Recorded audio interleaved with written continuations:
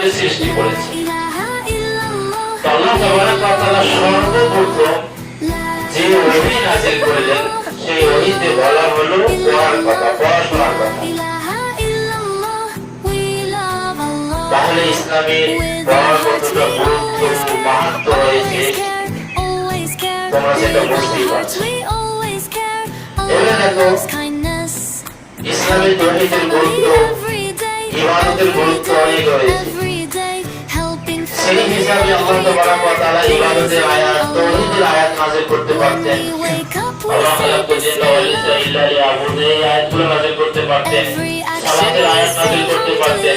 কিন্তু আল্লাহ তাবারাক ওয়া তাআলা সর্বপ্রথম পড়াশোনার আয়াত নাযিল করলেন। কেন?